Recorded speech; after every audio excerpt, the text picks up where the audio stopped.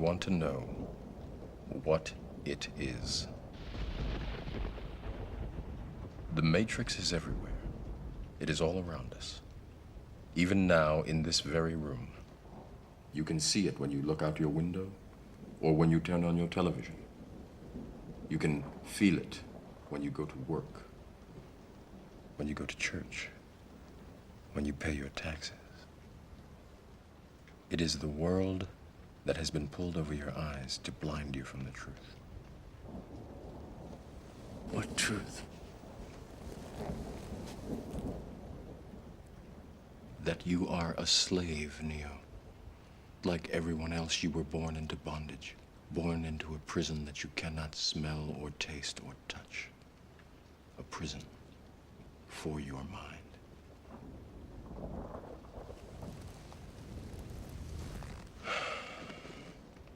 Unfortunately, no one can be told what the Matrix is. You have to see it for yourself.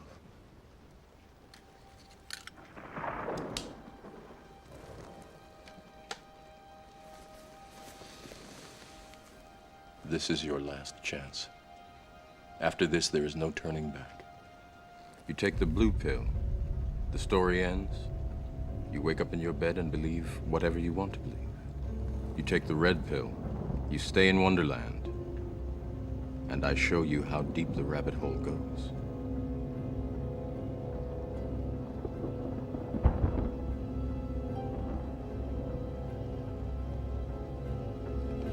Remember, all I'm offering is the truth, nothing more.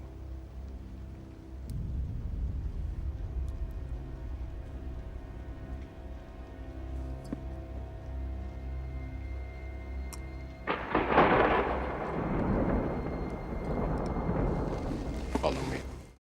Thank you, Tanner. David Penn here. Welcome back. It's the Professor Penn podcast. Thanking Free People Radio, Target.com, our sponsor, a win-win, Tires and the Movement, Freedom of Movement, and then PrecinctStrategy.com if you're looking for a fast and succinct tutorial on how to get in the game. Well, probably all of you know that scene, and I'm just playing it because it's just so incredible. There's just two things that jump out at me, and I look back at this and I go, well, these people were really 1999. They were pretty much ahead of their time. You have to see it for yourself. That's the benefit for me in doing this is I'm doing this research and I'm poking around a little more than normal. And what I'm finding is if you just turn over the rock, the truth pops out. Just pop. And then, I see it for myself. So I'm urging you to see it for yourself. And all it is the truth. I mean, and I've said this before, when I first heard that the truth will set you free, I thought, oh my goodness, if I get this truth, I'm going to be in heaven or life's going to be good. No, it just sets you free of the illusion that has been cast over us for who knows how long. I mean, it goes down to this, not to get too esoteric to start the day. Time is not linear, but we're taught it's linear because it's progressive. That means it's always heading in a direction, as if getting better. That's a scam. That's not how time works. But we all believe that's the way it works. So this is how deep these kind of manipulations go. Some of them are just, again, just stupid. We're just stupid. We're just stupid sometimes. Okay, great. Sometimes there's malevolence. I can't tell the difference. That's what we're going to have truth commissions for. I don't want to be a judge. I want people to tell their truth in exchange for their freedom and longevity. Isn't that strange how it works? Tanner, can you hit that timer for me? Thank you. Tanner, we're going to get a microphone on Tanner here because he's going to bring the youth perspective, which is really what this is all about. Because we're going to move into a period of time when we're going to talk about branding and product, something I really enjoy talking about. But before we get down to that fun, we have to get into neocons gone wild. Yes, we have to talk a little bit about what's going on in the wild, wacky world of the Ukraine, which, you know, if it wasn't so horrifying, if this was a Quentin Tarantino movie, this next scene, it would be hilarious. Can you just play this, please? Tanner, thank you. About 41 seconds. We have a 70% shortage of ammunition. Shoigu, Gerasimov, these are, where's the effing ammunition? Look at them, he's pointing to dead bodies now. If you had the normal amount of ammunition, 5 times fewer would have died. Prigozhin speaking here. They came as volunteers. They're dying so you can gamble in your redwood paneled offices. This is just incredible. And this is Prigozhin. I mean, this guy is the head of the Wagner Group. He's on the front lines. And this guy is part of the Russian security state. So when this came out, it was a bombshell. Well, 2 days later, guess what? Here comes the ammunition. Now, why he's trashing these top Russian military leaders, that also could be theater. Who knows? But it definitely is making people jump up and down. Like, very interesting. It gave me the opportunity to read a lot about this. And he talks about his volunteers. Well, this is also could be propaganda, but it is claimed on the internet that of the 50,000 personnel fighting in that region, the Bakhmut region under Prigozhin, 40,000 of them were recently released from the penitentiaries of Russia. And now they're dying in massive numbers. So I guess you could say the wages of sin is death over there. They're taking a very biblical approach to their prisoners. And I suppose if you live through it, you become, exonerated because God has chosen you to survive. It's a little bit like burning witches. They used to burn these witches. Why? Because if they burnt to death, they were human beings. Well, this is similar, a little different, but similar. 40,000 convicts. They're actually killing off their prison population over there. So maybe what Prigozhin is doing is he's making a cover story for all these families whose sons are being killed, and they came out of the prisons, and maybe he's blaming it on the Ministry of Defense, so he doesn't look like the bad guy. Because it's kind of bad, right? Anyhow, nothing's moving along there in the Ukraine. They're just sitting there on the verge of nuclear war, keeping us at the edge of our seats. And the Ukrainian military, they brushed aside Prigozhin and they said, okay, we don't believe it. And it's turned out they were correct. He's rearmed and he's ready to go. And the fighting continues. And this brought up a really interesting vignette for me. I have a daughter who I've spoken of her before, and I'm sure she probably doesn't listen. But if she does, she'll know who she is. She's decided to matriculate to one of those fine East Coast schools. And I was very opposed to this for many reasons. But the number one reason was who's working there? Because we have misunderstood as a society what's going on in our universities for a very, very, very long time. Going back to Operation Paperclip, where we brought all these Nazis into our educational system. And let's not forget the English that had been there since day one. Remember, the English and the British, there was empires to be fought of, but they were together on a lot of things. That Darwinian sentiment came out of England and codified thousands of years of human piracy and drugs and slavery, justified it. The Germans picked up on it like it was mother's milk, fit right in with their thinking. So let's just say these people, and they were related in terms of their leadership. If you want to have a good time, sometimes go on YouTube and Watch King Charles speak German. He does it like an expert because he is. So I looked around and I found this quote, this quote by a woman named Kimberly Martin. She said that Prigozhin and his mercenaries are, quote, essential elements of the Russian military intelligence, so we don't believe anything he says.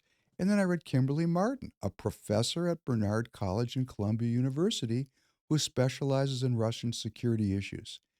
And having some experience with the secret society of the university, because I grew up in that world, I said, I wonder who she is, because I know it's going to be out there, right? Oh, she's from Minnesota, a homegirl. Wow. That lets me know that she has a deep tie to European history and the English. Like, fantastic, right? Because I grew up here at the exact same time. And I'm going to assure you that none of us, growing up here in the Northland, had any concept of the crown or European history. That was not the patois of the day. But this young lady went off to the university. Very bright, I'm sure. She ended up at Stanford University in a program that was called the Stanford Center for International Security and Arms Control. I'm heading some, excuse me, see, I get upset. I'm heading somewhere with this. I'm just going to ask you, please humor me. You know, I didn't ask you how you were today. I mean, this is a long way to start the day, but it's heading to something that if you do your own research, because at this time, we really have to. We have to. It's not that we want to. If you just turn over a rock like I did on this lady, she went to this Stanford Center for International Security and Arms Control, which was directed at the time by William J. Perry. He was the Secretary of Defense under Bill Clinton. So, you know, these guys are at Stanford, Secretary of Defense. And I looked around and was trying to find this woman, this Kimberly Martin's PhD advisor, because I wanted to see who taught her and what did they teach her, because you know who teaches the children and what they teach them pretty much says where we're headed. And I don't want to name names, so I'm not going to. But her PhD advisor, you'll never guess this. He was English. Yes, as a matter of fact, he got his degree in England at Cambridge and came to the United States and entered into our academic system with the pedigree of coming from the old country. And he brought with him, you know, I don't have any 8 by 10s. I don't know. Was he a British intelligence his entire career? Had he been recruited as, was he an apostle? And now he was an angel? I don't know. I'm not going to spend that much time looking for it because he could have just been a British guy that married an American woman and came over here and he was raising his kids and a couple of dogs. I don't know. I don't know. And I don't want to speculate, but I just thought it was interesting because certainly he was educated on the payroll of the crown. And certainly, without any question of the doubt, he was acculturated into that, you know, kind of British foreign policy uh, mindset that existed when he was a young man, which was ardently anti-Soviet, ardently anti-Russian. Because remember, the two cousins, the king of England and his cousin Tsar Nicky, you know, the Bolsheviks killed Tsar Nicky, first cousin. That's personal. Killing family now. And they were close. So I don't know. It's all circumstantial. And, you know, human beings are meaning-making machines. But it is a reasonable presumption to believe that when he came into the United States system of, you know, higher education, he had been educated on the Crown's payroll with a British sensitivities to and outlook about and the whole background that we've talked about going back to Spencer and to Galton and to the king himself, Darwin. That's where he grew up, at the center of it. That's where and he came here, and I don't know for sure, but he might have given this Darwinian milk and anti-Russian milk to this young person from Minnesota that really didn't know shit from Shinola when she went to an East Coast school. Because I did the same thing, and I know what it was like. And I came from and so did she. Oh, it was so interesting. I forgot to tell you. Much like me, her father was also a professor at the University of Minnesota. Oh, and much like my dad, he did government work, just like my dad did. Because, the government and these universities, they're pretty tight together. I just found it to be very interesting. I'm not saying I understand her. And if she'd like to talk to me, she gets this by some freak of nature, somebody sends it to her. I would love to talk to her and bring her on the podcast and learn from her because she's very, very schooled in an outlook and, not to be, uh, mm, I'm not trying to be judgmental. I'm not being judgmental. I just went and read some of the stuff she did when she was working for the Council on Foreign Relations. Hey, the CFR. Only the prime Atlanticist organization linking our country with its great past in Europe. And, she had a publication that she did in 2017 on deterring Russia from further, expansionist policy. And she wanted, this is from Hertz, and you can go look it up. She wants the United States to reaffirm its U.S. commitment to NATO's defense. Ooh. Uh, Prioritize fulfillment of the 2016 Warsaw Summit force pledges. Okay.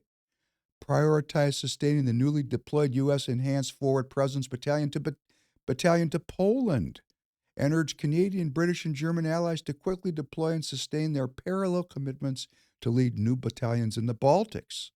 Oh, that sounds very friendly. Rely on comprehensive capabilities, not just conventional military forces, to deter Russia in the European theater. In other words, let's get down on our nuclear capabilities. Think creatively about what cross-domain deterrence or using capabilities in one domain, such as air, land, cyber, or even trade and finance, to deter threats in another, as well as deterrence by denial can mean today. The following recommendations on cyber activities, sanctions, and political reforms in the Baltics are examples of such thinking, and so on. I mean, this woman was quite a deep thinker on these issues. Encourage NATO in its planning scenarios to include consideration of how the alliance would react to potential new Russian land grabs beyond NATO's borders. Oh, they were planning ahead. They were planning ahead. Well, isn't that what we're supposed to do when we're in government? Anticipate the future? Or, as I like to say, the only people that can predict the future are those that create it. Fine line in there, right? And they're all working together. So I guess my point here is the neocons have gone really wild. Neocons gone wild. And as I was saying on my recent podcast about what's going on in Israel, the Israeli experience and the United States experiences, there's some similarities in my opinion. I hope you see it.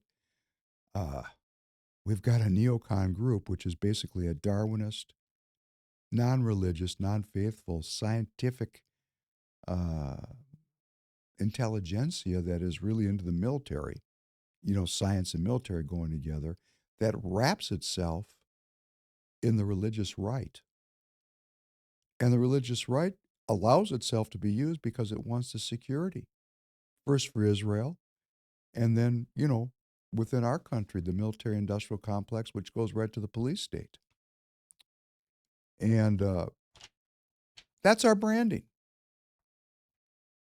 That's our branding. This today, after that rather circuitous start, I want to talk about branding. The branding of the Republican Party and its products that are associated with its brand, and take a look at where we're at and, try to to chart a course to an American revival. I'm not saying victory. I'm saying an American jubilee. I'm not saying to vanquish my foes. I'm saying a community of Americans working together to address the problems that have been caused, yea, since maybe 1963, maybe since 46. The post World War II Democrat liberal order has brought us a set of outcomes that have become toxic and unwell. And thinking about this in terms of branding, I think this Democrat Republican drama is just another magician's trick.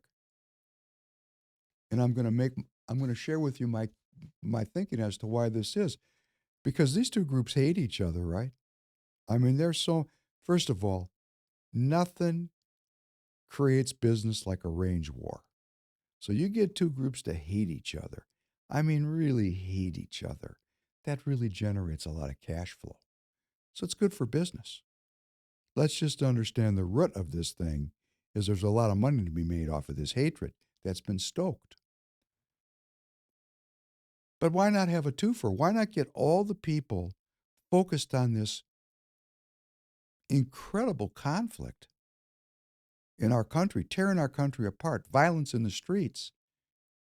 But in reality, the reality is, much like the way the British took all the oil out of the Middle East while the Shias and the Sunnis were having a heyday killing each other, um, while we're hating on each other, let's check out the real situation. What's the branding really all? What's the branding covering up here? Because the brand is Democrat and Republican. Okay, what are the Democrats? What is their product? Their product is, because their product is very successful, it's won the day. What did they sell us? What did they sell me when I was going to school? Well, number one, democracy. They have the left has a vision of democracy, and they have sold that as a deliverable. They have a vision of the environment or environmentalism, right?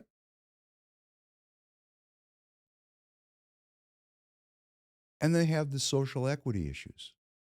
That's what the left is selling so successfully. So, how is the right or the Republican Party playing into this? Because my theory is this is a system, and let's check out what's really going on. Well, when they talk about democracy, if you take a look at how our democracy functions is our way is the truth and your way is a myth. And we've got lots of aircraft battle groups to back that up. So, going with this idea of democracy is the military. So, on the left liberal side, we talk about democratic rights and democratic values. But on the right, we talk about the strength of the U.S. military. That means that these two parties really are not at odds on this issue. They fit together like hand in glove. Okay? How about this environmental issue? Oh, they got a lot of traction on that one, didn't they? And in that environmental issue is health and well being, health care.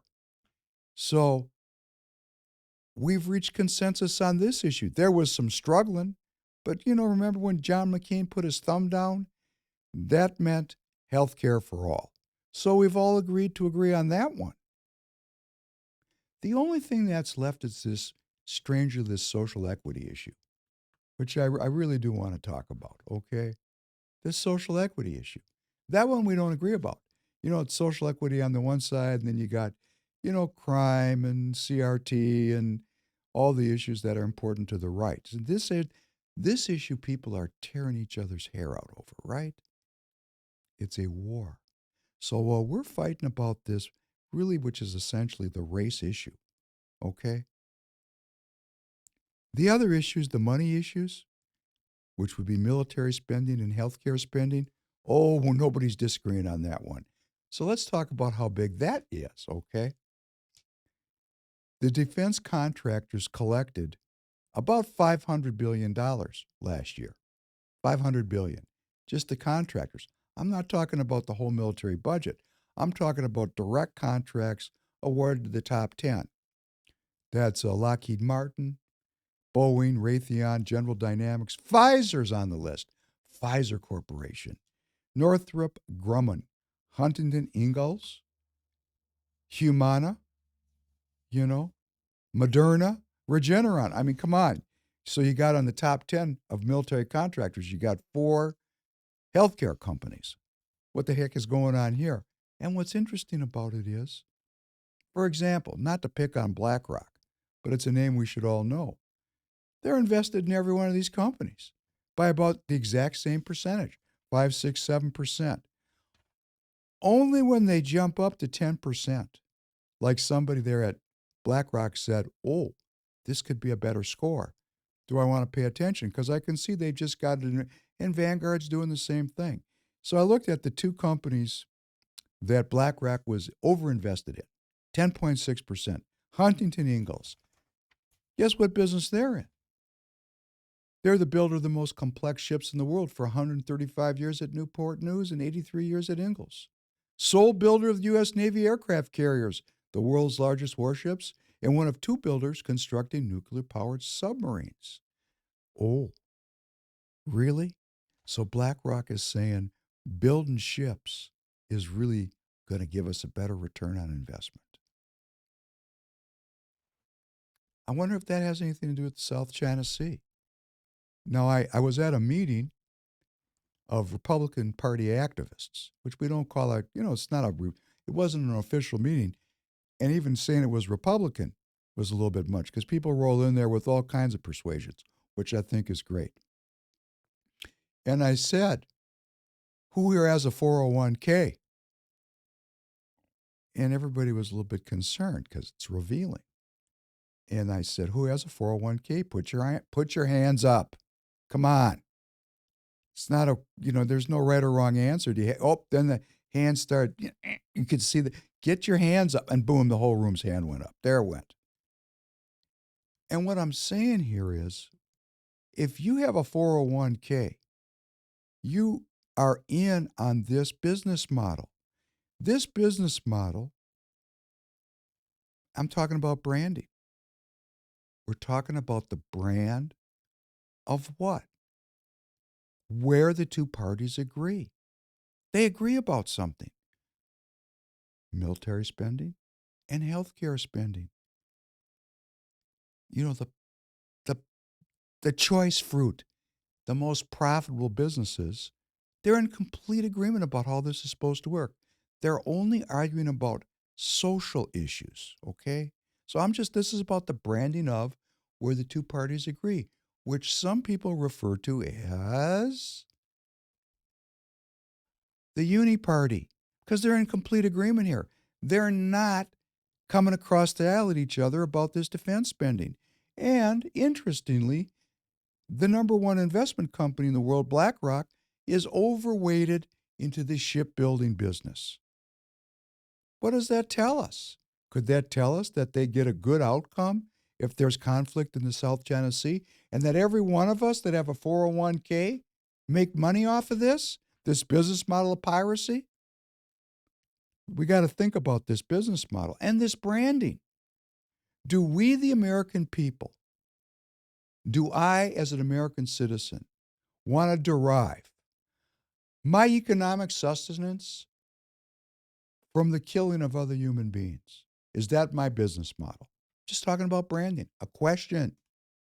And the other company that they were overweighted in, which was Humana, medical company, they just won the DOT TRICARE contract, East Region contract, a very lucrative contract. I wonder how that works. And they just merged with United Healthcare, just like read yesterday. Oh, and guess what? BlackRock owns 7.6% of United Healthcare. How could they not know? They were on both sides of the equation. Well, there must be rules about this. There must be, right? Isn't it supposed to be isn't this supposed to be fair? I don't know if this was fair or not. I am not a regulator. I'm not an attorney. I'm an American citizen looking at this, and I'm saying they're overweighted in both companies, and they own both companies.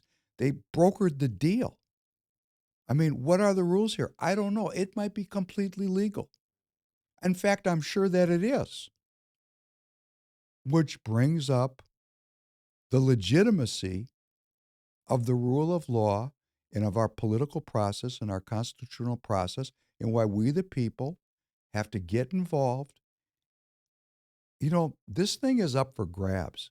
It seems like they've totally controlled it their way, and they have. They've used a system that is very malleable for their benefit. All we got to do, please, get involved.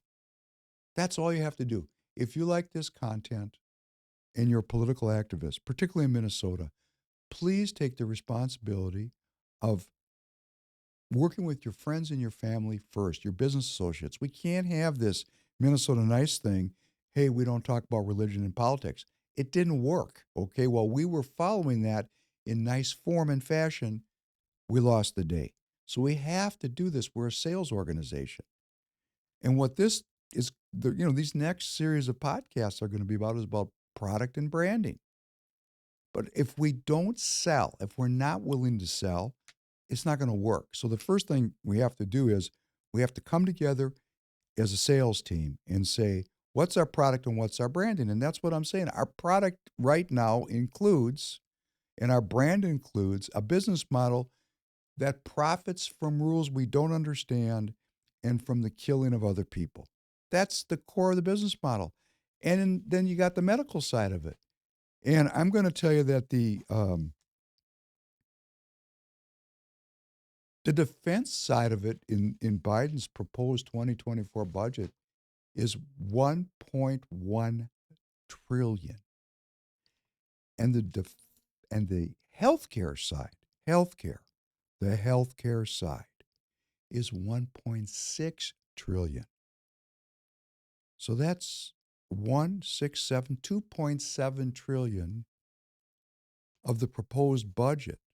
About half is killing people one way or t'other, is one way to say it. It's matters of life and death, okay? Matters of life and death.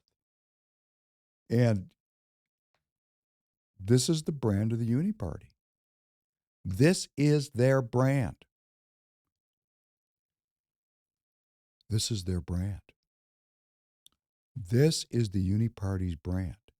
If you support this, don't complain about any other issues. Because if you support the Uni Party stance on the military spending and on healthcare spending and how healthcare is handled in the country relative to what I would call well-being, or how having a huge industry that kills people in a very systematic and efficient scientific method, if these two issues, if you resonate with this, if you think this is okay, you like the old British model, this is slavery, drugs, and piracy.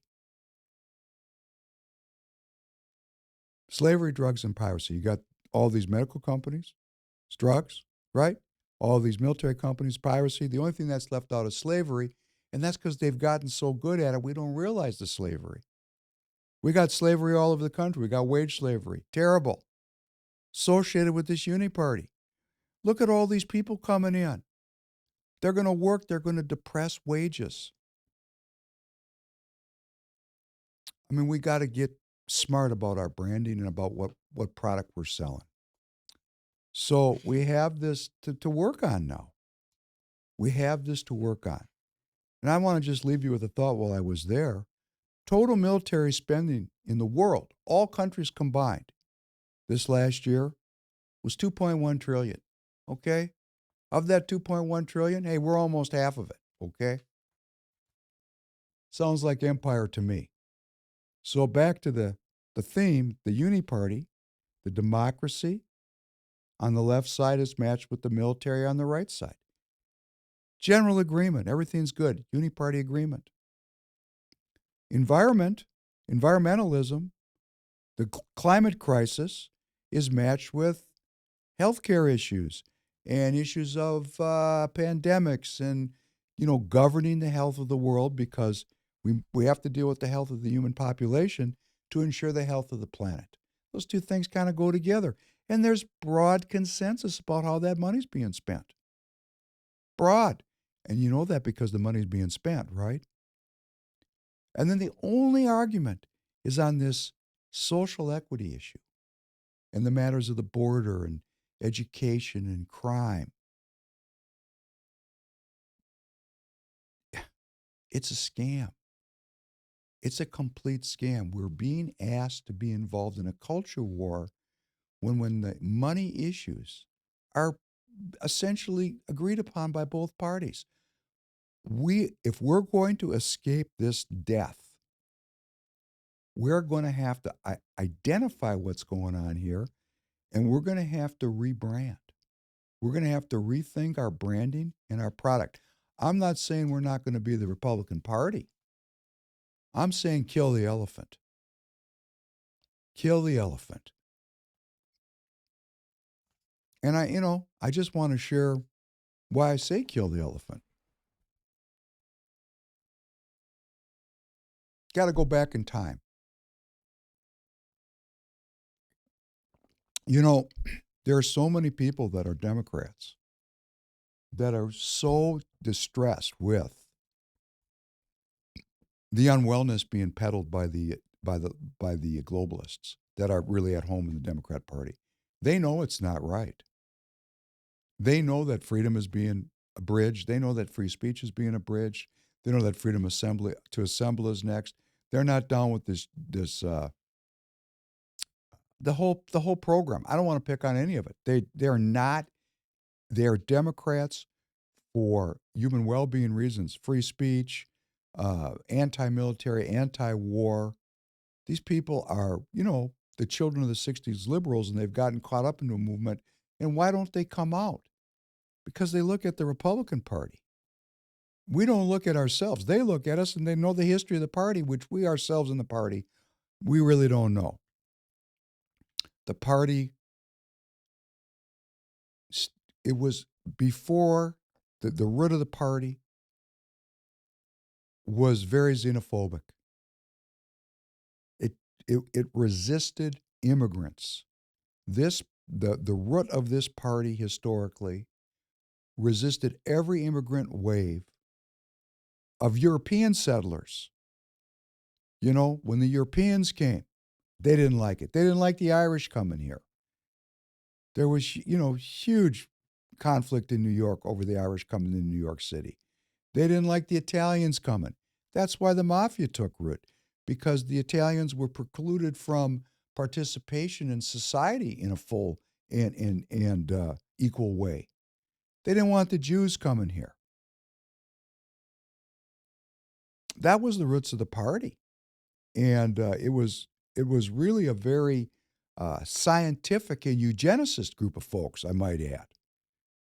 Okay, these people were about the subduing of the American continent, about manifest destiny, about the superiority of white Christian males, and the resistance to lower genetic groups. That's how they thought about it.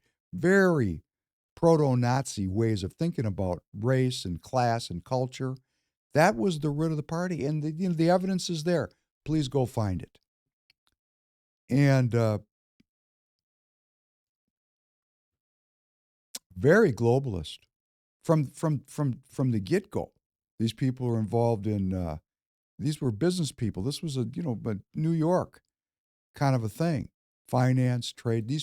This was the beginning of the Union. Lincoln, as great as he was the one that brought the federal government into prominence, started the income tax, and is responsible for modernizing and bringing the American economy into this industrial age, which was his dream. He wrote it down. We don't have to wonder what he thought. He wrote it down. So, irrespective of any issues relative to the abolition of slavery that could have come from a great and deep moral sentiment, which clearly was expressed by Lincoln and by many others. Much like in Britain, it was a bad business model for the industrial age. Okay? So it was terrible spiritually, and it was not good for business. It was a twofer. It brought about change when things get, when people agree like that. But we go back and we realize that this group of people had a great sense of accomplishment, a great sense of purpose, a great sense of superiority. And I'm not saying Lincoln felt that way. I don't know. I'm not going on record that way, but I'm saying within the party, it existed. And these groups would come in and they'd get rejected, and the Democrats would pick them up. This was the party of slavery, talking about branding. Why don't we say it loud and say it proud? Because we let the ball drop. And this is what we're talking about branding now. The party was branded as anti-immigrant because it was. So the Democrats started realizing that they could because the Democrats party of slavery, right? Party of slavery. They started picking up these immigrant groups because, they had just lost the Civil War. They had to rebuild their constituency. And they realized, wow, we're picking up these groups. These people are very loyal to us. All we got to do is deliver spoils to them. A whole system started to develop of inner city patronage. And the jobs went to these groups. Oh, they were experimenting. This worked really well. But throughout the country, the Democrats were still the party of deep segregation, American apartheid. You know, two different Americas: the America of the ex-slaves and the America of the land of opportunity. And these people wanted to maintain that. Down south, they were Democrats. They were the parents of the KKK. These two parties. So what were these two parties? What was the uni party about here? You had an anti-immigrant group in the Republican Party, which is born of Darwinism and Galtonianism, and you had an anti-black group in the Democrat Party, born of Darwinism and Galtonianism. Same. These are the same people, only on two sides of the equation, right? I mean, really, the only thing that separated them is this northern group thought it was a better business model if you set the slaves free and made them wage slaves. And what happens? Lyndon Johnson, after watching the successive waves of immigrants get rejected and get incorporated into the Democrat Party, and they learned how to work the unions and the whole system, oh, I got a great idea. I'm going to get behind the civil rights movement. And he was a Dixiecrat, and if you listen to some of his tapes, you wouldn't call him a paragon of racial enlightenment. He was something else, Lyndon Johnson. Anyhow, don't take my word for it. Do your own research. Because as we started out in the Matrix, you have to see it for yourself. You have to see it for yourself. Every time I see it for myself, and I want to share this with you, if I get it from you, it's great. And I wish I paid better attention, and I'm trying to. But when I get it for myself, I get such an intense feeling of satisfaction that I uncovered something. It's just a very enlightening moment. So please go look up Lyndon Johnson and find out what a fine politician he was. Give you some insight into the American experience. Anyhow, he had this idea that he was going to get behind the civil rights movement because the best way to lead the opposition is to get out in front of it. And he followed through. And those Southern Democrats, those apartheid-loving racists, got so pissed off at the party they said, we're not down with this. We know what you're doing. You went too far. And they just quit being Democrats. And our beloved Richard Nixon started talking about the silent majority. Silent majority, which became the moral majority, which became the religious right. And our neocons in the Republican Party that had taken it over, the scientific Darwinist military industrial complex, medical industrial complex, capitalists that took control of the party wrapped their efforts in this religious right, which was really filled with a lot of racism. So the party, the Republican Party, that is born also of an abolitionist sentiment and a deep faith in God, got kind of hijacked along the way. So when these Democrats want to come out, they can't because they see the Republican Party as this racist, anti Semitic, xenophobic, homophobic group of people, which there's good historical evidence to say that that is a lot of what was in the party. And I know from being in the party, there's many people in the party that are not, just not that way. I'm a Republican. I am not that way. I want to talk to all the young people. If you're listening, please come in. We're not that way. We are not going to be a racist, anti Semitic, xenophobic, homophobic party. We're just not. That's not what we are now. We're Americans. And we believe that every American citizen is entitled to the protection of their rights under the Constitution. Stop. There will not be any further ongoing contradictions in the party that the left can use to invalidate the fundamental of what it is to be an American, that we, the people of the United States, in order to form a more perfect union, establish justice, ensure domestic tranquility, provide for the common defense, and promote the general welfare, secure the blessings delivered to ourselves and our posterity. I mean, we're not going to have this all men are created equal thing be used as a weapon. Furthermore, we're going to kill that elephant. That symbol has got to go. Not the idea of America and not the Republican Party, but we have to have some kind of ritual of change. That we get a new brand that reflects who we really are. So that these people that want to get away from this death cult, this enslavement cult that has taken over, a large part of our population, all the people that don't want to be involved in that, they've got to have a place to go. So we have to evolve our brand and our product and respond to the politics of tomorrow today. That's business. That's something I feel very confident to speak on.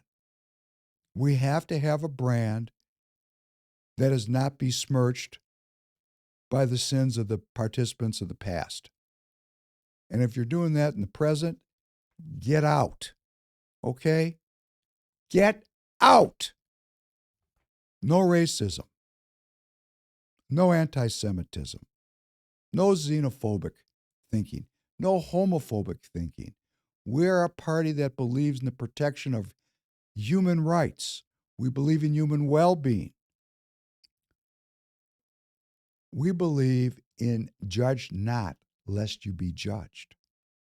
We're going to have to change our brand and our product. And when we do that, and we do it deftly and quickly, and we do it by the, by the participation of the people, we have a group of people working together. We're a movement. We can do this together. Now, of course, I have ideas about this. But this is not about me. It's about you. If you agree that the brand needs updating, that we have to get by this kind of, really a past that has its deficits. And the present and the future will have its deficits. But we don't have to be saddled by the sins of the past. Furthermore, not only do we not have to be, but we must provide well-being for the American people. We cannot allow adherence to and a clinging to a past which is prohibiting the American people from having an exit strategy away from unwellness. It's critical, just critical. Tanner, can you play this piece from the founder? It's a long piece. Please enjoy it.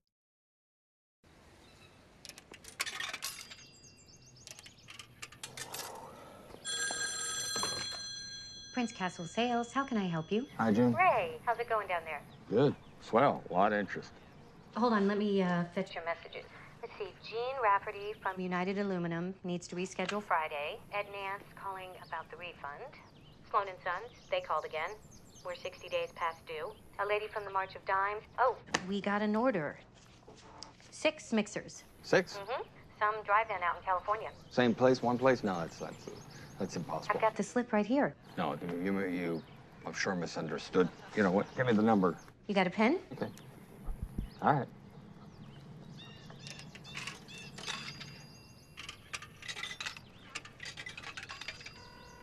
Hello? McDonald's? Hello, good afternoon. May I please speak with your owner?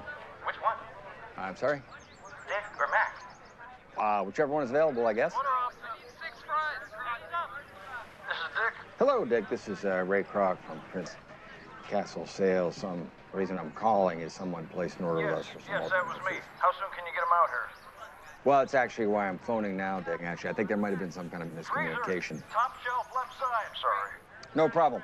My secretary's under the impression that you wanted 6. Yeah, you know what? I think that was a mistake. Well, that's what I figured. I mean, what kind of drive-in could make 30 milkshakes at a time? Better make it 8. What's that, Al? There's a brand new box in the... Look, now isn't the best time. Yeah, I'm sorry, I understand.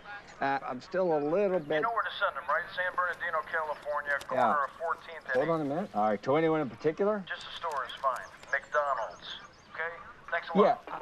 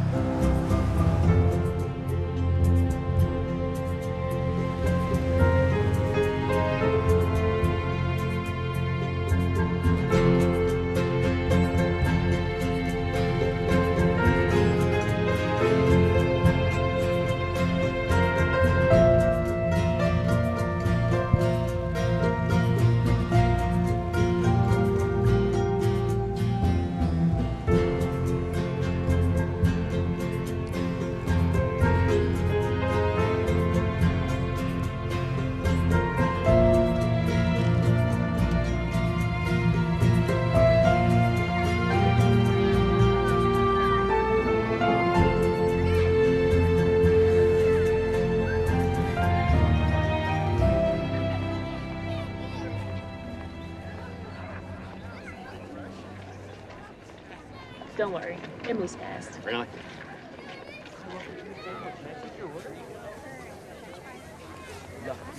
Great day. Hi, welcome to McDonald's. May I take your order? Yeah, give me a hamburger and french fries and a Coca-Cola. That'd be 35 cents, please. Ready? 15 cents is your change. Here you are. What's this? Your food. No. I just ordered. And now it's here. You sure? All right. Where the, silverware and the plates and everything? You just eat it straight out of the wrapper and then throw it all out. All right. Okay. Where do I eat it? In your car, at the park, at home, wherever you like. Okay, thanks.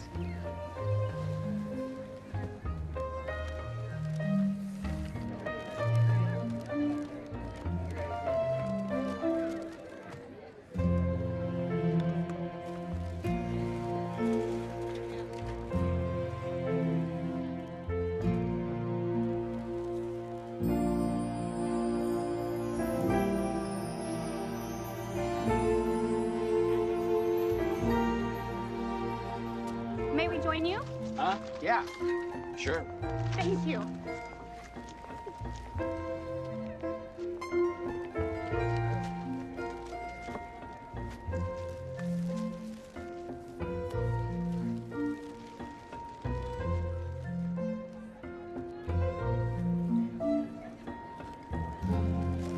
Just throw it right there.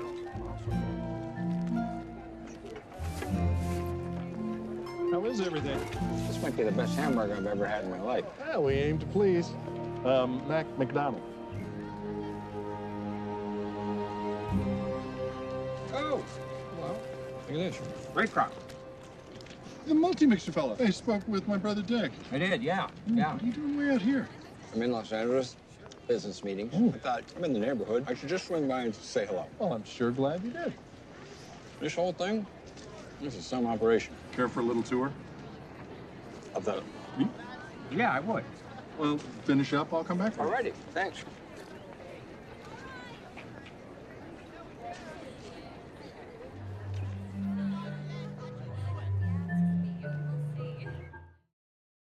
Well, birth of a brand, right? Uh, Ray Kroc. You know anything about Ray Kroc? Ray Kroc was, he was older and he was a drinker and he had lots of personal problems. And he just stayed in the batter's box and kept swinging. And McDonald's. And this guy, he found his reason to be at a, not not in the first half. He was he was in the second half of the game, and he came up with this idea, which actually someone else came up with it, but he was the one that took it and turned it into what it was.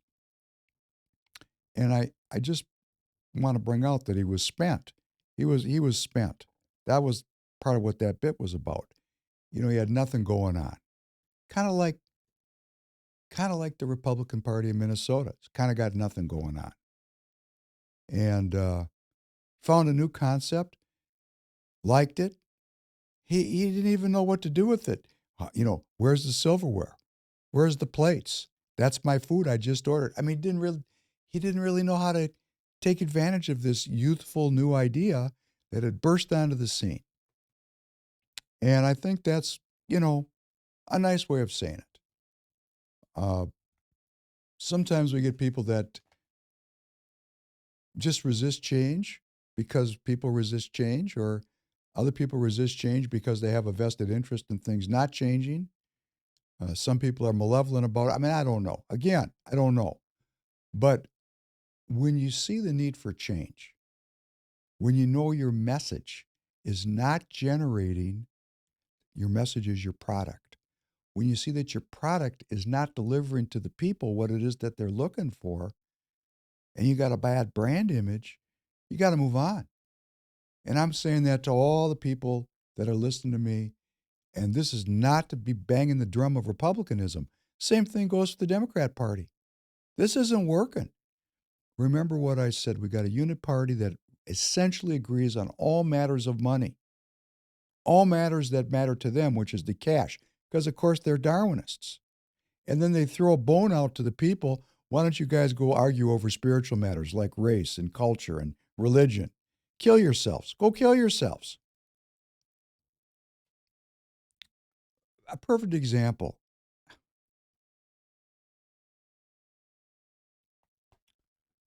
Talked about 10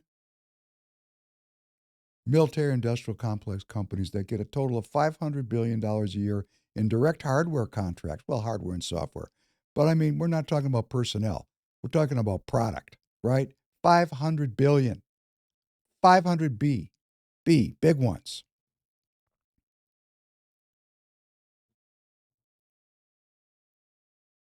Those companies exist.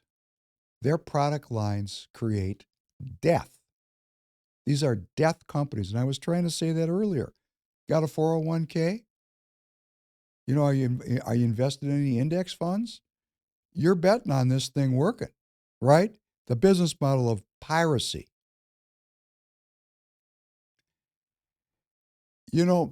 this is going to be difficult for some of my friends, but the sanctity of life issue. Talk about getting diverted. We talked about this before. The party, in addition to having all these negatives, now has wrapped itself in the cloth of religiosity and the sanctity of life. And all this sanctity of life sentiment gets focused on the abortion issue, and women run screaming from faith because they're being judged against, even though Christ said, judge not lest you be judged. Who's manipulating this? Who is using young women as a shield, as a cover story? And the same group our party is invested in the uni-party part of our party, in a $1.1 trillion military budget, a far-flung empire, and people dying in the hundreds of thousands every year because of this investment that we all as the American people are involved in. This is not working. We're part of that democracy military brand, which is very anti-human. It's very violent, very warlike. How many people in this country have, if given an opportunity that was not laden with other issues of like racism and anti-Semitism, just how many people are for the well-being of the people and don't want to be involved in continuous wars? How many people can we find in America today that would be for peace? And how many are we going to find that are going to stand up and say, we're all in on war? Let's ask the question. I don't know. I don't know the answer to that question. But I would like to believe, since the Uni Party agrees on military spending and healthcare spending, broad agreement for $2.7 trillion a year in the proposed budget. If they're agreeing on that, we need a different brand. We need a different product. Because that product has brought us $32 trillion of debt. And the Virgin Nuclear War, same people, because they're in control. They're getting their way. They're getting the military spending. They're getting the healthcare spending. It's the medical, military, industrial complex, large and in charge. And part of the outcome of that group of people is $32 trillion in debt, which is also not well for the people, and the Virgin Nuclear War, which is not well for the people. So that whole complex of military and medical generates unwellness. I want to be about human well-being. I want the people to be well. This is not well. Can we come up with a product and a brand that brings well-being? And will the people resonate with it?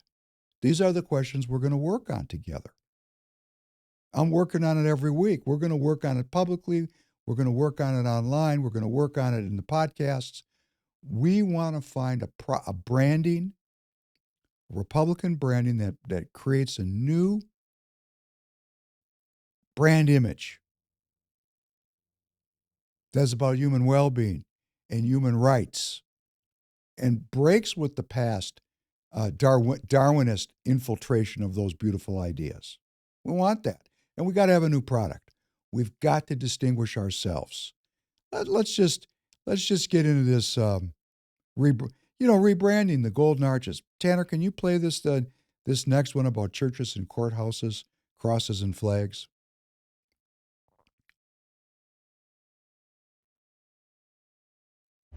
Yeah, I drove through a lot of towns, a lot of small towns.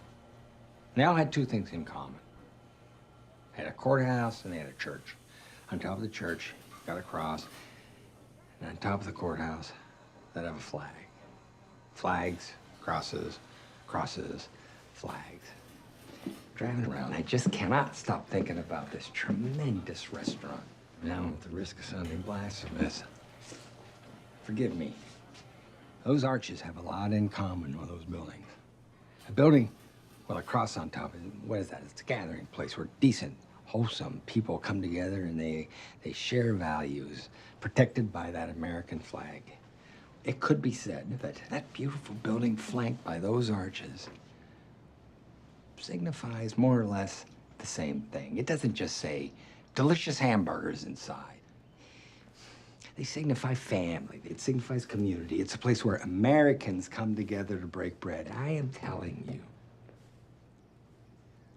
McDonald's can be the new American church. Feeding bodies and feeding souls, and it ain't just open on Sundays, boys.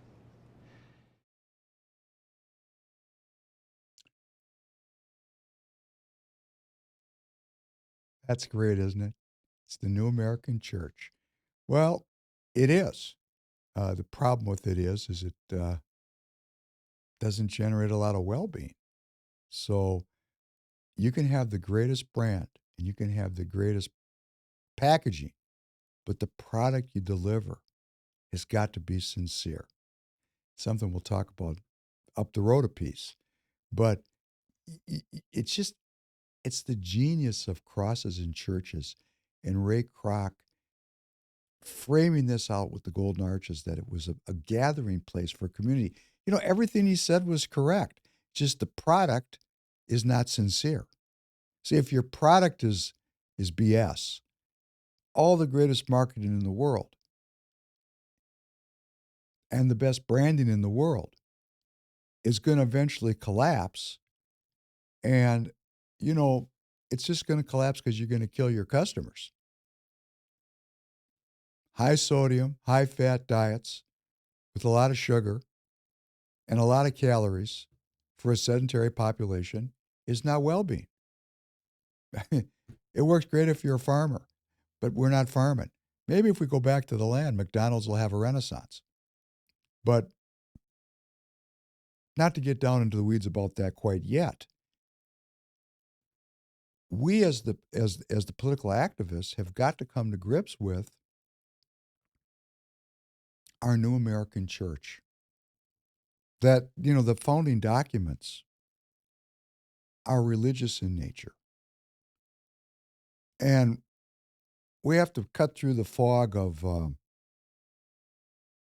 our government's supposed to be secular, because it's not. You cannot get, it doesn't have to be religious in the sense of a church. It has to be spiritual in the sense of the power and the meaning of these documents includes otherworldly sources. Right in the documents, a creator.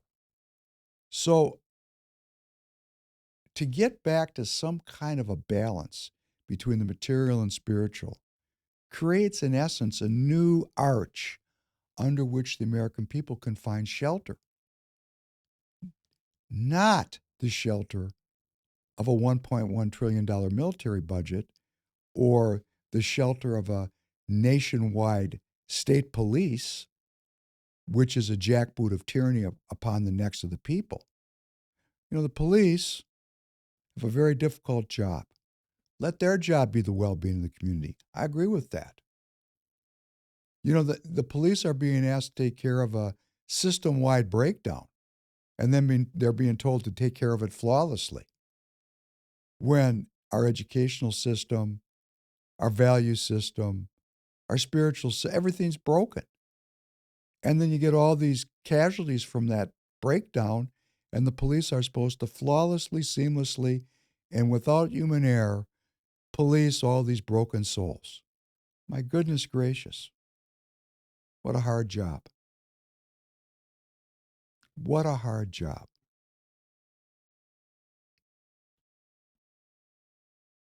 Wouldn't it be nice to live in a country where we don't need police? And I don't mean to fund the police. I mean where the children are raised in a moral environment that promotes the sanctity of life.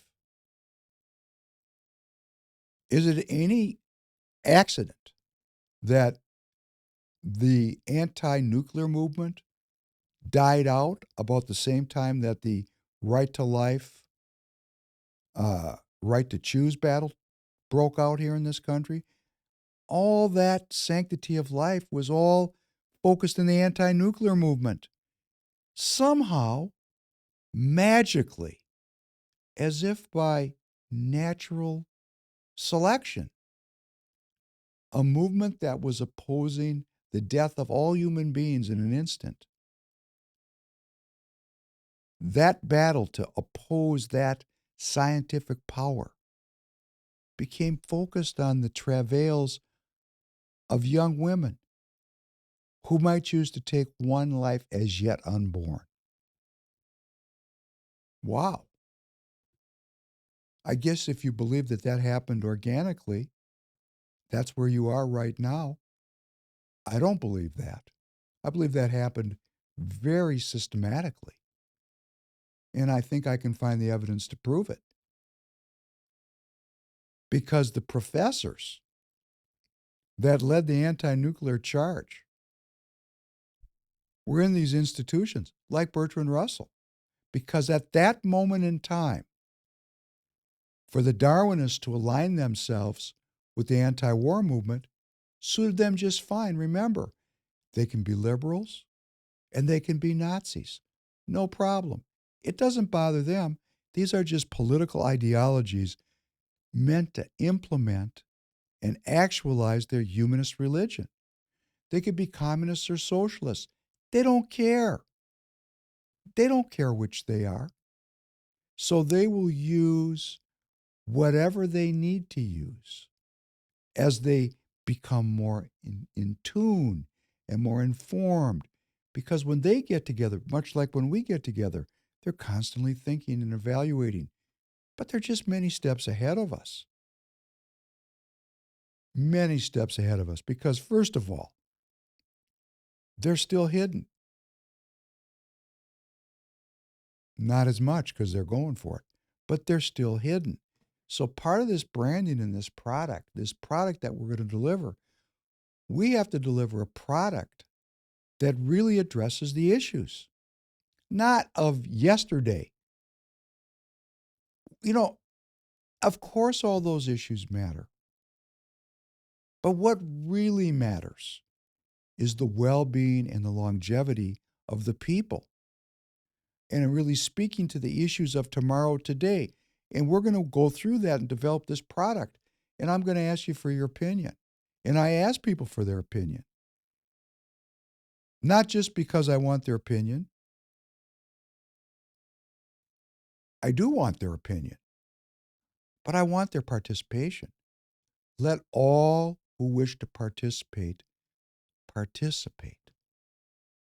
Let not the jackboots of tyranny come down upon your neck and convince you that you're powerless or that it doesn't matter.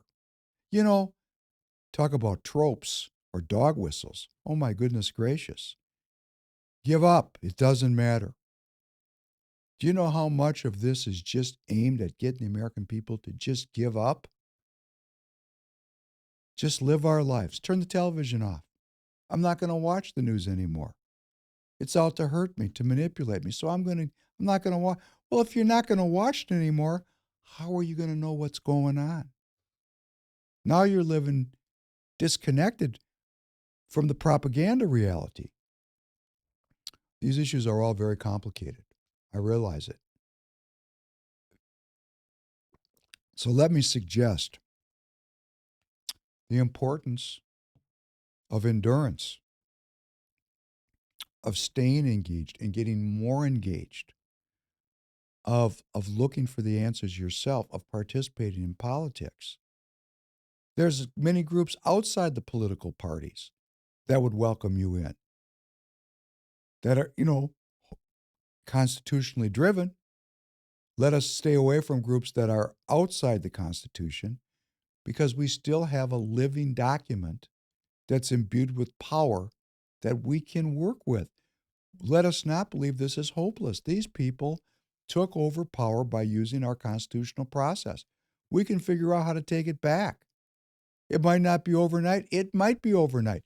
If we have the right message, if you and I can come up with a message that if you can go talk to that brother or that sister who's a leftist, who you barely can talk to, and maybe you don't talk to them, if you can come up with a message that they will listen to and they'll resonate with, we're onto something. Because if they can be Nazis or liberals or socialists or communists, let us learn from them. We know what we're about. We're about human well being, which involves human freedom. We know what we're about. But how we solve the problems that we find ourselves in today, those solutions need to be pragmatic solutions to redress wrongs that are of very long standing and increasing intensity. So we have to be open minded about how we deal with these things. We have to listen to our fellow citizens, what they want to accomplish, how they want to accomplish it. We have to get away from the control and the tyranny, the very thing that we reject, we cannot adopt, which is a typical mistake that movements make.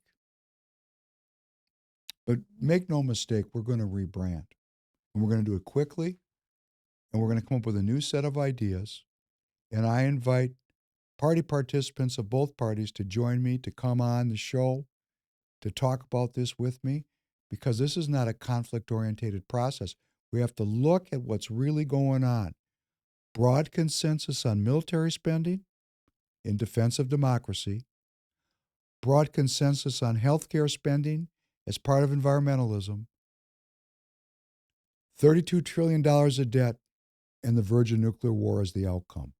So if we're going to change this, if we as the American people reject the outcome of this political uniparty, if we're going to reject this, we're going to have to carefully analyze where we're at, where the uniparty is at, how the Republican Party got to be the way it is, how the Democratic Party got to be the way it is, and create a new message for all the free people, all the people that believe in natural rights and their freedoms, in believing in protecting minority rights, that believe in humanity, that believe in the right to live, the right to life and liberty. We got to find a place where all these people can gather that doesn't alienate them. And we got to do it in a way that is consistent with and in harmony with our principles. And we can do it because it's right and true and good. When we speak the truth, I was at a meeting and someone was saying to me again, this person frequently says this, well, David, you're way out here and all the people are back here. And what she's saying is the people haven't caught up. And people say, well, they're dumb. People are dumb. I mean, that's what they say. They're not dumb. You're not dumb. I'm not dumb. The wizards, the magicians that trick us, they're just very educated and very smart, and they're paid to be smart. They're paid to think 24 hours a day, 7 days a week. While we're working by the sweat of our brow, these people are in secret societies called universities, figuring out, like this professor from Bernard, she's in the government, she's outside the government, she's in the CFR. I mean, the CFR, that's kind of a, affiliated governmental organization. People, turnstile in and out of there from government, like that William Perry. He's teaching at Stanford. He used to be a Secretary of Defense. This thing's a merry-go-round, right?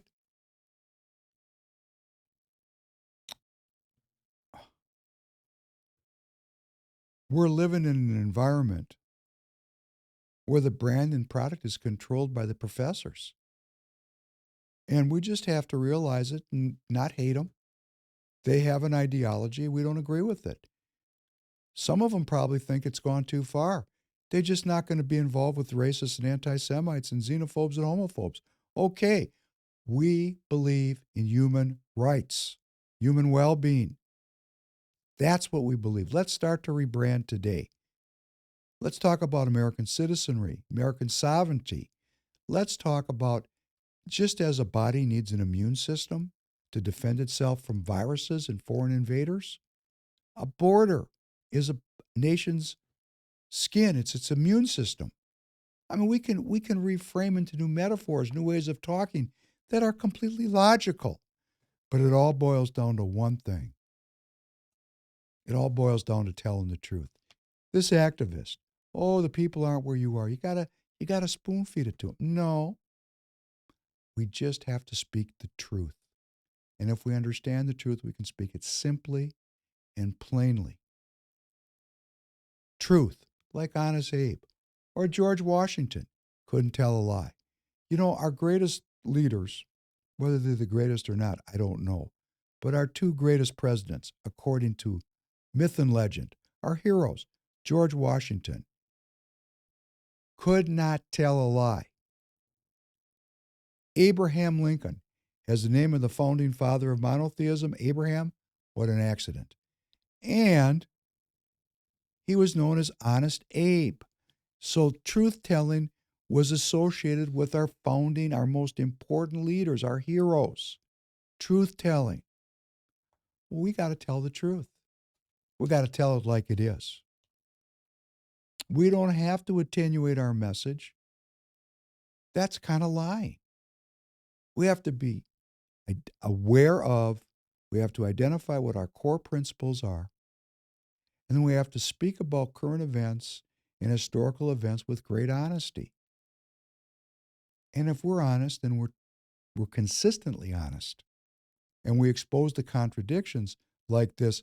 Let's blame it all on young women when our entire country is about killing people, our whole business model. You know, if we just get honest and just say that, we may find a new resonance with some of the people, maybe more of the people, maybe 70% of the people. We're looking for a 70% message. 70% message. And that's why there's such a great effort to snuff out people that tell the truth. Tanner, can you play this clip with AOC? It's about a 60-second clip.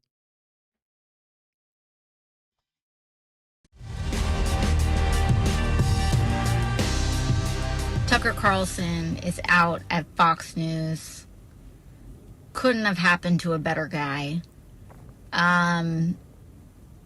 What I will say, though, is while I'm very glad that the person that was arguably responsible for some of the largest, driving some of the most amounts of death threats and violent threats, not just to my office, but to plenty of people across the country, I also kind of feel like I'm like waiting for the cutscene at the end of a Marvel movie after all the credits have rolled, and then you see like the villain's like hand reemerge out to grip over like the end of a building or something. But deplatforming works, and it is important. And there you go. Well, yes, deplatforming does work. There's a tyrant. There's a person saying that, and I'm going to make a case about this because now I'm not here to pitch President Trump, but I'm going to play when he was deplatformed, and then I'm going to, play something about a presidential candidate being censored. This kind of politics where we're afraid to listen to people and what they have to say, when we demonize people and call it misinformation, disinformation, when people hold political beliefs that are not supported in the mainstream, like believing in God, and these people are demonized and threatened with deplatforming, which has taken on a whole new chilling meaning of, using the law as a tool of tyranny. And all the people that are podcasting, including me saying these things, we're risking our freedom, and we're risking everything to talk to you. I'm trying to talk to you very truthfully, very sincerely. I'm afraid of this kind of talking that AOC is bringing forward, and I have to function with courage. Even though I realize she's talking, not to me. I mean, if they can get Tucker Carlson, which they fully intend to do, Tucker's going to reemerge at some point. He's going to have a huge following. He's going to be hugely influential, and they're going to try to deplatform him. Which this is a war about what? This is a war for people's minds. You have to see it for yourself. That's what's so great about that movie. That line, you have to see it for yourself. and you're only going to find the truth. And the truth is not pretty. The truth is we're living in tyranny, a prison for our minds, and we don't recognize it. And to the extent we don't recognize it, that prison is getting more and more controlling. And we're running out of time to maintain our human freedom and our human well being and our human dignity. So I'm going to ask you very sincerely and very uh, heartfully, please send this podcast to your friends if you like what you're hearing. Use the ideas. We have to be continuously engaged now with the people that don't agree with us. It's all hands on deck. It's all the time. This is really not about party. This is about human well-being and human freedom or total control that will be exercised upon the people by tyranny. I mean, that's tyrannical to say deplatforming works. Before she even knows what Tucker Carlson is going to say, she's already threatening him with silence, to be silenced, threatening him with being silenced. Play this next one, please, Tanner, about Donald Trump. Tonight, a deafening silence from the president's Twitter account in his waning days as commander-in-chief. Twitter, run by CEO Jack Dorsey, saying after close review of the president's recent tweets, it banned him due to the risk of further incitement of violence.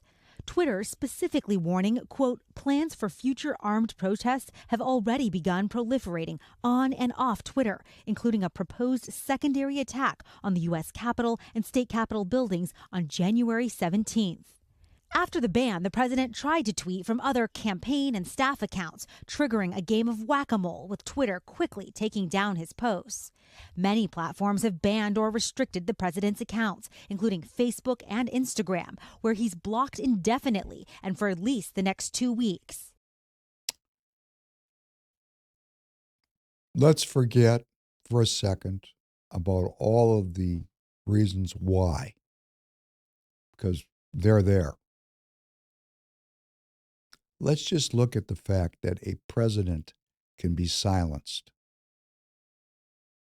Now, presidents have been silenced in the past. They've been shot and killed for what they believed. The most recent of which was President John Kennedy, 1963.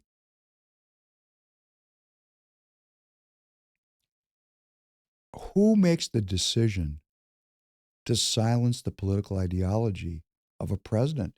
Because they did it. They're still working on it. When I say they, I mean lawyers that work for we the people. They are on our payroll. We are taxed to pay for these people's salaries and for their research and for their departments and for the whole prosecution of their jobs. We're paying for it. So we the people have to make it. We have to really understand, are we going to allow political dissent to be silenced in the United States of America? Because it is, and it's not constitutional. It's anti-constitutional. So we're accepting this as the people. And this is why I'm doing politics, because if I cannot be free, I cannot be well. Now, some people are going to make the claim that you can be free, you can be well and not free. And yes, that's true. You can be in a prison and be well. You can be a slave and be well.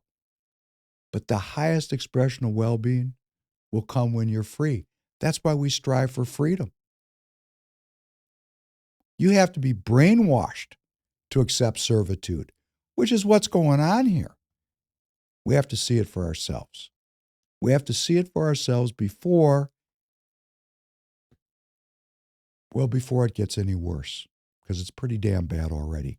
Tanner, just the latest incident. Please play this piece with Bobby Kennedy Jr.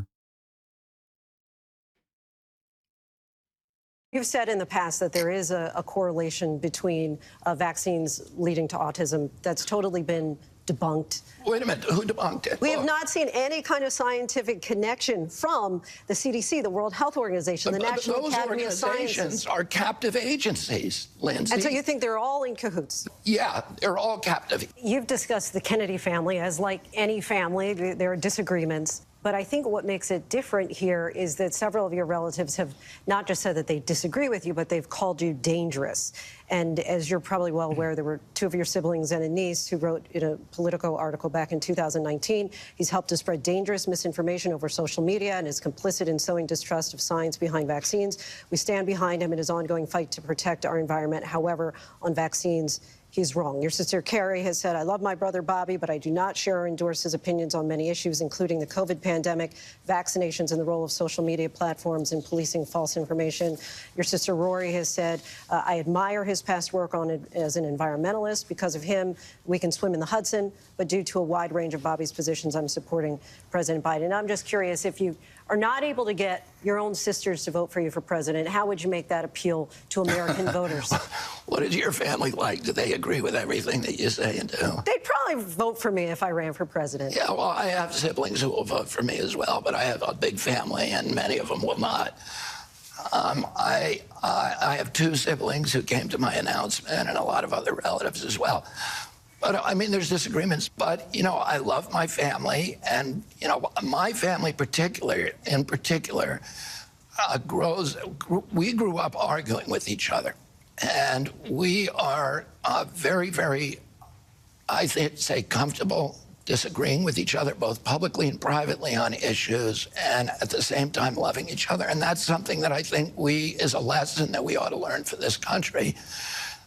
We can disagree with each other without hating each other, without vilifying each other, without marginalizing each other. I'm just making a distinction on just using your family's words, calling you dangerous. I was just using your family's words to call you dangerous rather than saying that's not like the typical family that might have disagreements around the kitchen room and table. How do you expect me to respond to that, other than saying they were wrong about the issue that they consider me dangerous? Oh, that's a fair response. And my other point is just that if you don't regard the same scientific authorities. Science is rarely static. There are very few scientific principles that are immovable. Science is dynamic. And, you know, look, I've argued over I've litigated over 500 lawsuits. In every one of those lawsuits, there are experts, authorities on one side, and experts and authorities on the other that are saying the exact opposite thing. So no, I don't trust authority. I need to see the details. I need to see the science. Your final pitch to voters. My pitch would be that, you know, we need to look at what's happened to our country. We need to try to arrest this emergence of corporatism, of the corrupt merger of state and corporate power that's undermining our values, that's strip mining our landscapes, that is stealing the assets of the middle class of this country, that is compromising the values of this country, that's keeping us in a constant state of war, and that is creating a nation that doesn't resemble the nation that, you know, we all love, which is a nation with a handful of billionaires and widespread poverty, in which democracy does not have a prayer of continuing. And let's try to take a new path that will allow us to give our children a country that is, once again, a moral authority around the globe, an exemplary nation, and that has a booming middle class in this country that can sustain democracy. We should note that during our conversation, Kennedy made false claims about the COVID-19 vaccines. Data shows that the COVID-19 vaccines prevented millions of hospitalizations and deaths from the disease. He also made misleading claims about the relationship between vaccination and autism. Research shows that vaccines and the ingredients used for the vaccines do not cause autism, including multiple studies involving more than 1 million children and major medical associations like the American Academy of Pediatrics and the advocacy group Autism Speaks.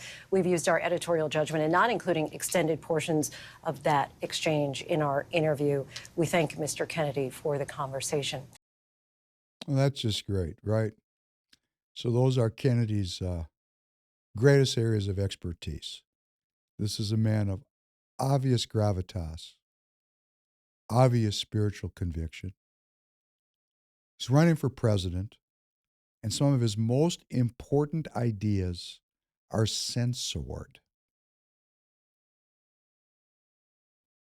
They're coming for me next and coming for you also. They will not stop. If they succeed in quieting the voices of political leaders that they don't agree with, if they can make these people go away, when I say they, I mean we the people. It's us.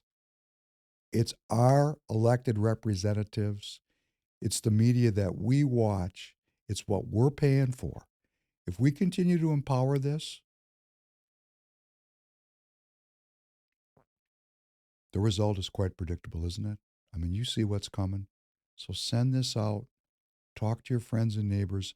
We're going to start to talk about all the things that we can do as American citizens that are legal, that are constitutional, and that can disempower these evil people by just taking our power back from them. They're only empowered because we let them. All we got to do is say, nope, game's over. Take our power back. One election cycle, two at the most, we can get this thing turned around. But it's predicated on us working together. It's predicated on you talking to your friends and neighbors. It's predicated on suspending business as usual until we get the affairs of this country sorted out. So on that note, I want to thank you for spending your time with me today. It was a big subject. I tried to take it in a mellow fashion. And I want to wish you a great day and a lot of well-being. And I look forward to seeing you soon again.